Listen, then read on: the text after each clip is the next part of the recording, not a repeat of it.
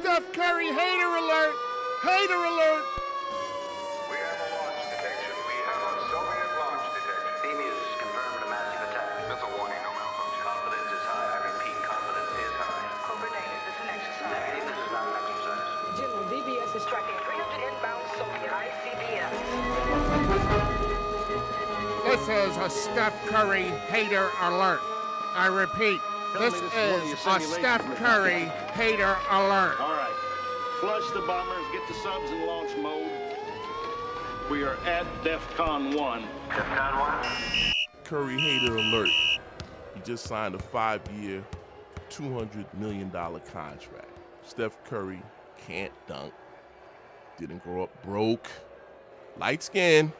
So for all those Curry haters, you're more upset today. I don't know why you're upset. The dude can ball, 2-time MVP, 2-time championship winner. He got that money, signed on the dotted line. Don't hate the player, hate the game. We also have Lonzo Ball, another light-skinned brother.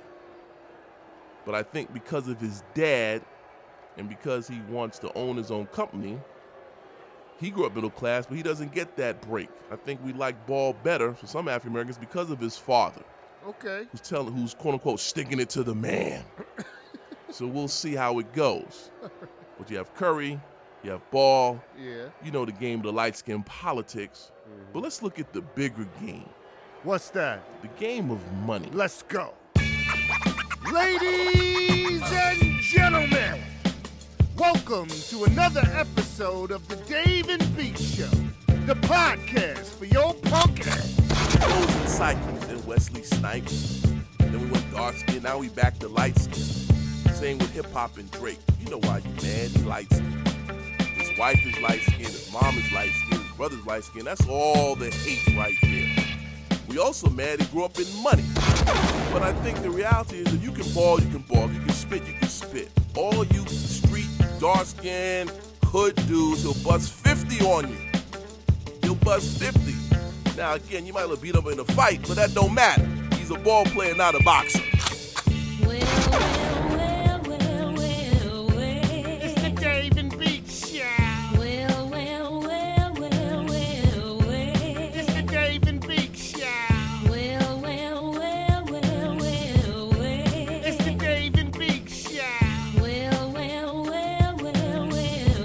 It's the Dr. Dave and Beeks Show.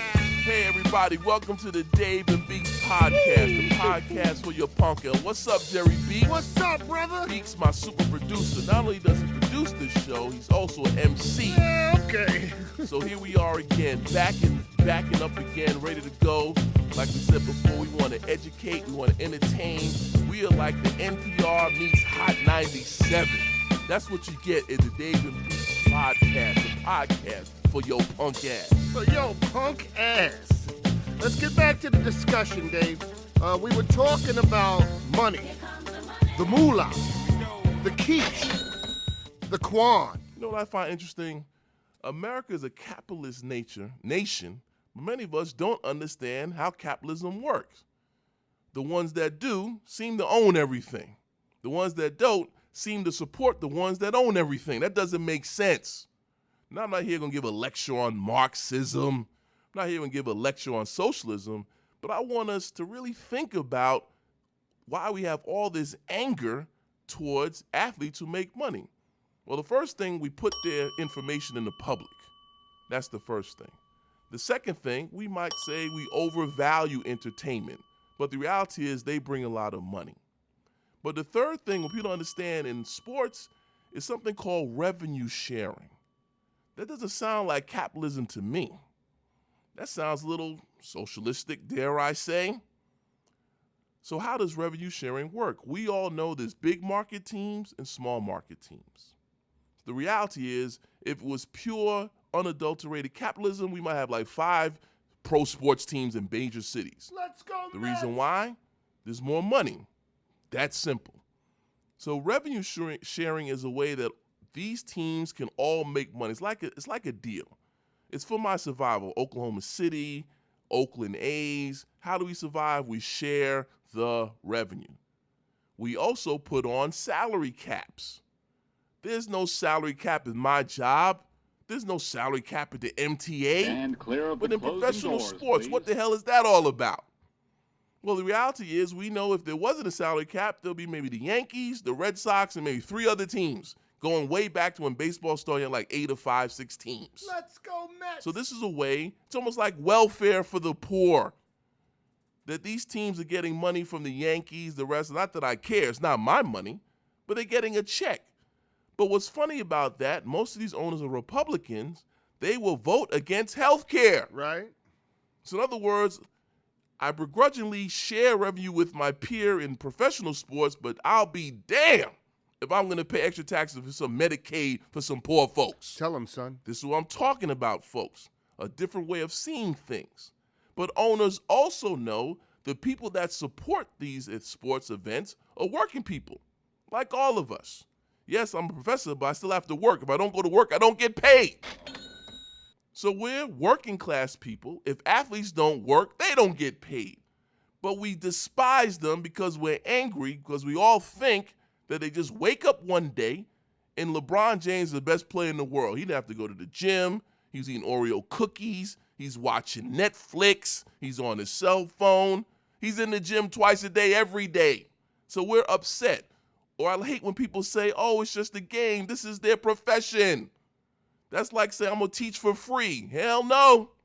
I got to get paid. So let's take all this anger and frustration and let's look at the big picture. Golden State Warriors, the owner purchased that team for about $450 million 7 years ago. Now it's worth $2.6 billion. So the reality is when you buy these teams, it's the value. Donald Sterling, remember him, the racist guy? Bought the Clippers for pennies on the dollar, sold it for $2 billion. Do you think any of the Clippers get a penny of that? No. Maybe you're stupid. That's the point I'm making. So if I can pay Steph Curry $200 million, you know why? My team's worth $2.6 billion.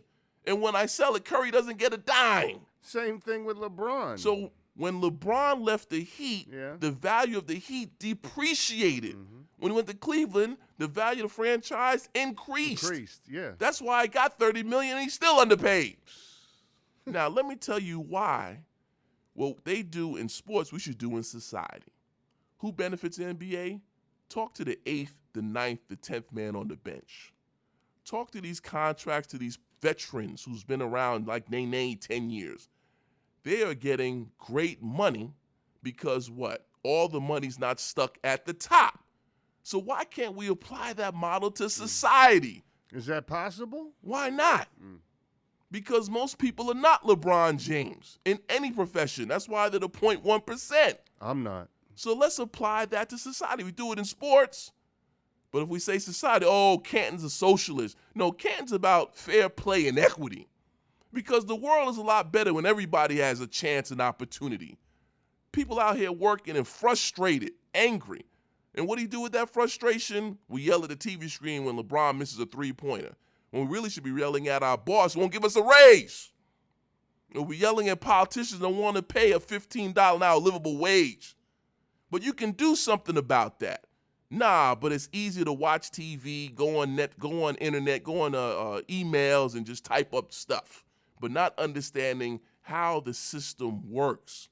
So I don't begrudge any players making their money because I know ultimately these owners are killing it. Let me give you another point. I went to a Yankee game. Do you know how much was a hot cocoa? How much? $10. Little Swiss Miss in a cup. I can make that at home. A beer is $12. Damn. You get a 12-pack Coronas for like $12. Look at the profit margin. Yeah. I'm not crying one tear for the Steinbrenners. George Steinbrenner bought the Yankees for $10 million in 1973. They're worth $4 billion. Reggie's not seeing that money. Munson's kids is not seeing a dime of that money. Clemens is not seeing a penny. Jeter's not seeing a penny. In fact, the Steinbrenners were mad that Jeter lives on their block. Almost say, how do we pay this dude all this money?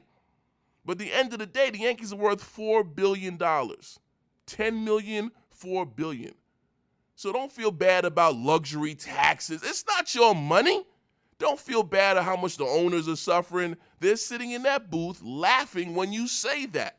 But when they hear this podcast, they're going to be on notice. Yep. that the Dave and Beeks podcast know we're talking about. End of the day, they're enjoying it, they get access, and when they sell for a profit. When the next person buy, they sell for the profit. So the revenues, the teams, what these teams are worth, the stadiums, the Yes Network, they are pocketing so much cash. So don't be upset at Steph Curry. Get that money.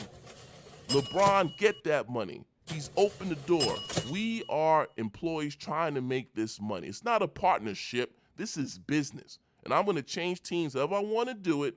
It's not the 50s and the 40s. Those days are gone. Long gone. Just like those old phones we used to have. We don't see us fighting for those old iPhone 1s. Nobody wants those. So why can't we do that in sports? If you want to change a team, I really don't care. Change it every week. Doesn't matter to me. Because at the end of the day, it's a business. And they have a right to take their talents anywhere they want to take them. So for the average fan, I still go to the games. I'm a sports fanatic. But as I get older, I just keep it in perspective. You enjoy it better than being angry and frustrated. And you really can't change anything. But stuff you can change, do something about it. Go out there and fight for a livable wage. Go out there and get engaged in the healthcare debate. But staying home worrying about what Steph Curry makes and complaining about these guys are lazy. Yo, Shark. But think about what I just told you about the revenue sharing and the welfare for these teams. These teams are getting checks from the wealthier teams. Man, what if we had that at our job? I'd be driving a nice new car. Yeah, but Dave, break it down for a second. Like, what does revenue sharing exactly mean? So revenue sharing, so pretty much you have, like, for instance, with luxury taxes that we know that with the Yankees are the big market teams, the Yankees, the Red Sox, we have to find ways to make the competitive, make it equitable. Because if you don't have revenue sharing, let's look at football. The Cowboys, they're the number one. They sell jerseys. They sell all this other stuff. So Jerry Jones would say, I should make all that money. But if you don't share that revenue off these other side streams, teams like Buffalo, Jacksonville would be unable to compete. Now, these owners, it's funny how capitalism works. They tell you to get another job, right? When you don't have enough money, what do they tell you to do? Y'all need to work more jobs. Black folk lazy. Well, if you're going to buy a Jacksonville Jaguars, come out your pocket and pay for your stadium because he'll be broke. So why is it okay for welfare for the owners, but for regular folks, we don't want to work? Wow. That's the contradiction that always drives me crazy. Interesting. So they want to build stadiums on my tax dollars, but tell me, no, why don't you get another job? Own another business. Get another company. Build it yourself. And build your own stadium. Yeah. Stop taking my tax dollars. So therefore, there's no money for what? Education, after-school programs. Exactly. Then we ask why we have these problems in these cities and these wealthy folks sitting around saying, oh, y'all don't behave right. Y'all got bad culture, but it's just the culture of capitalism, and there's a duplicity there. A what? So these small market teams are what? Getting welfare, right, to stay alive. And then, unfortunately, many fans, they support billionaires. That doesn't make any sense to me. But I get it, but it's unfortunate. And the reality is those billionaires are laughing when they go on these walkouts and these strikes, and you have all these people complaining how greedy the players are, and they sitting back in their yachts and their mansions going to Mar-a-Lago. They got all the free stuff, and you sitting there upset at LeBron and these folks. Don't get it twisted, right? Really understand what's going on here. Yeah, but now they easily call somebody like LeVar Ball crazy. This man is a maniac.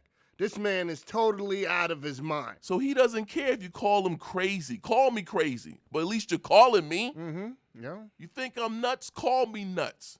But at least you're thinking about me. Yeah. That's what it's all about, folks. He understands this system of capitalism. He understands popular culture. He must have studied it. He learned it and all of that. It's no different than LeBron and Michael Jordan. You understand, you study it, so I cannot knock him for that. You might not agree with that methodology. It might not work for you, but you're not what? LeVar Ball. That's what he's saying. Stay in your lane. So I congratulate him. I hope it works out. But I also know how this culture works. Because if it doesn't, we can't wait to say, you see what I told you? You know you wish the Williams sisters failed. Y'all still hating. Check out the whole on social media. Still hating. Didn't work. What he's doing is setting an example for other black fathers to follow his ownership model, Dave. We can't find the black fathers. But then when we find them and they speak loud, they're bad fathers. So we're not involved, we're bad dads. When we are involved and we're vocal, we're bad dads. You acting like we just got started. Like Jew Mans in the Bronx is what Dapper Dan's was to Harlem. You wanna dance, you gotta pay the band. Rappers building up their brand by boning a Kardashian. He's raised 3 black males. That's not easy to do in this culture. You watch the news, a traffic violation could be, a traffic stop could be your last stop. Information of mass distraction, IMD. Look at Donald Trump, your president. He does whatever the hell he wants to do. Venus Serena and her parents went back at it. Man, I can't stand them, but they counting them checks now. Yo, it's hard just staying alive in the concrete jungle where you die to survive. I'm disturbed by the use of the N-word. N-word, it goes outward, whether it ends in a guy or a girl. That's absurd, it's the same word I heard standing on the curb on Bruckner Boulevard, or walking with my crew on Arthur Avenue, or after dark when I got off the 5 train in Morris Park. Hey, nigga! In Chicago, they shooting. In Flint, Michigan, all the water's polluted. They cover up, the cover up, undercover, the cover, they got it covered, cause only one color's coming up. Hey, nigga! Yo, the cops cracked the case. I'm not a superhero without wearing a cape. It's not the same scale for the tail of the tape, so you'd rather go to jail. It's the only place you're safe. Dave, when I first saw LeVar Ball, my initial reaction was this guy's a fool. He's just exploiting his son. He'll never be successful. He's got no class. He disrespected the woman on Fox. Although President of the United States disrespects women in the media every day, but that's something else. Because that's how you get in the game sometime. You know? KRS-One did it with South Bronx. Salt and Pepper dissed Dougie Fresh on Showstopper. 50 with Wanksta and How to Rob, which was a brilliant piece of writing, in my opinion, by the way. But like you said, ownership is the key more than just endorsements. Now, if he said my son's better than Tim Hardaway Jr. or Ron Baker, nobody cares. But if he says my son's better than Steph Curry, then people take notice. You know, what do they say? Shoot for the stars? Because even if you miss, you'll land amongst the clouds. So who are we to judge his relationship with his son? You know? Are we worried about Mike Dunleavy's relationship with his son? Or Doug Collins' relationship with his son? Doc Rivers' relationship with his son? Or even Magic Johnson's relationship with his son?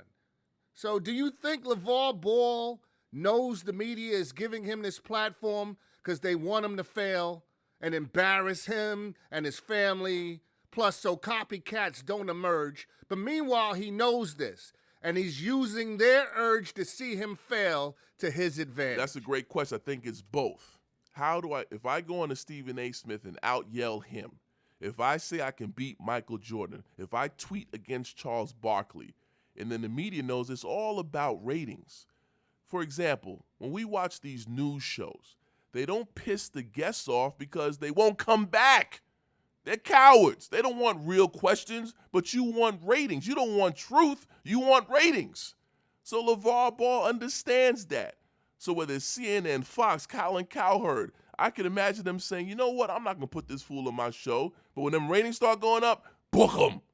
You see what I'm saying? Because this is when we have media based on profits, talk shows based on profits.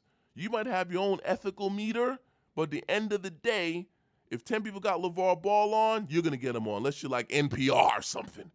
You see what I mean? So he understands that. And he also knows he's not going to switch up. When you sign him to come on these shows, it's not going to switch up, put on a suit, and say stuff that's quote-unquote rational. You know what? I cannot beat Charles Barkley. In fact, I wasn't a good ball player. My son might be a good player. I don't know. He might be okay. Give him some time. No, I'm going to keep bragging about him. So you remain consistent in your message. That's what you learn about this, folks. Consistent in your message. We talked about the Roots earlier. They've been consistent. Now they're on the Jimmy Fallon, House Band, Questlove, all over the place. They didn't go from the Roots to gangster to trap. They remain consistent. LeVar Ball remained consistent, authentic. That's what we all should try to do in this world. Yeah, but what about the relationship that he has with his son, which is probably more important than anything? Well, from all accounts, it sounds like his son, that's my dad. They made a little commercial about it with they made a commercial about his dad and that relationship. I think at the end of the day, I think all parents-kids relationships are like that. When you look up, whether it's Joe Jackson and Jackson 5, when you counting that money, man, those beatings, well, I'm counting that money. Yeah, my dad I might have been embarrassed a few times, but because of that, I'm counting checks. But there was even speculation that the Lakers might not even draft him. Now, not only did they draft him, but he was MVP of the Summer League. It looks like it's all coming together and all part of the Laker machine. Now, look, right? He'll never go to the Lakers. Magic knows this game, too. Absolutely. You see what I'm saying? So, again, it just shows you how much a lot of folks outside really don't know what's going on, even though we think we do. But the Lakers, why? It's from L.A., marketing, Showtime, it's all lining up. Magic is going to practice and watch him. You got Kobe in his ear saying you got to hit them weights 9 times a day. So you got Kobe driving him with the basketball, and you got Magic with the business stuff. It's all working out. The Lakers will be back. I don't know when, but this is all part of the plan, and Ball was right. Drop it like it's hot. Drop it like it's hot. Drop it like it's hot. Drop it like it's hot, Dave. Think about it. If Nike can pay LeBron $1 billion, how much money is he making? Why can't an African-American own a sneaker company? For me, it's just a sneaker. See, I'm not a ball player. I don't know how intricate the sneakers are. I raised 3 Division I ball players. Most people have kids can't get Division So drop it like it's hot. Drop it like it's hot. Hey, that's what we get here, right? So drop it like it's hot. Drop it like it's hot. Hey, that's what we get here, right? So drop it like it's hot. Drop it like it's hot. Hey, that's what we get here, right? So drop it like it's hot, Dave. Blow up the spot. Hey, that's what we get here, right? Come on. If I'm paying you $1 million, I'm not just making $1 million and $1. I'm gonna out yell Stephen A. who yells. So the dad knows the game. What's wrong with that? That's why you know his name. So drop it like it's hot. Drop it like it's hot. Hey, that's what we get here, right? So drop it like it's hot. Drop it like it's hot. Hey, that's what we get here, right? So drop it like it's hot. Drop it like it's hot. Hey, that's what we get here, right? So drop it like it's hot when hot's all you got. Hey, that's what we get here, right? It gets your attention. So go ahead and wrap it up, Dave. What is Ball really saying here? Maybe we can develop BBB. In other words, what the father's doing, like any smart business person, is trying to market his skills. Absolutely. So why can't I market what I did with my children to what? A lot of middle-class parents who see sports as the way to get into college or get money. That's the reality, folks. So I want to replicate what I did with my 3 sons to whoever wants to pay for it. What's wrong with that? Okay. Nike's making a ton of money. And it's not just money, folks. It's what they call stock options, things of that nature, how much it's worth. That's what people don't understand. So Ball understands that if I can get me some players, I'm not going to make $20 billion, but I'm going to be ownership. I'm going to own a company that my kids can own and inherit, and that's wealth. So you have to keep that in mind. That's what Rube Foster knew back in the day. They wouldn't let him in. So let's look at LeVar Ball. Whether you might not agree with his method, but look at the large picture. He wants to own a company.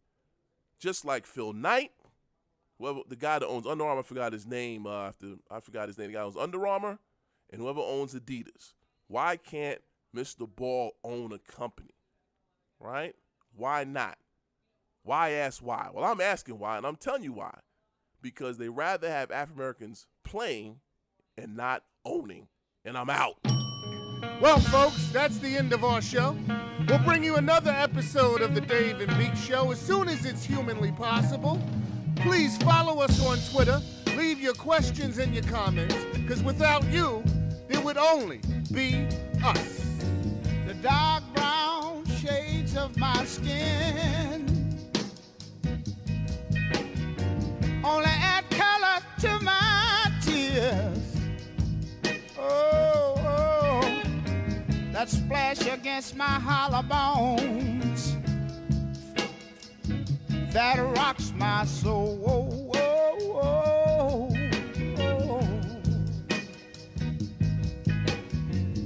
Looking back over my false dreams that I once knew, wondering why my dreams never came true.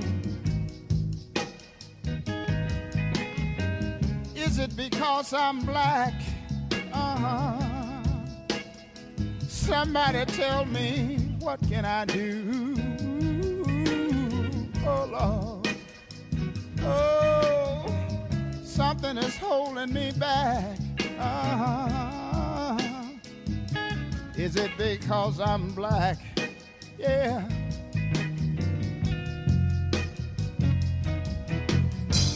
In this world of no pity, I was raised in the ghettos of the city. Yeah. Oh, Lord.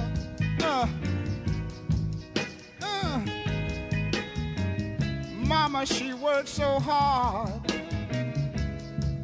to earn every penny. Yeah, yeah. Oh, Lord. Something is holding me back. Is it because I'm black?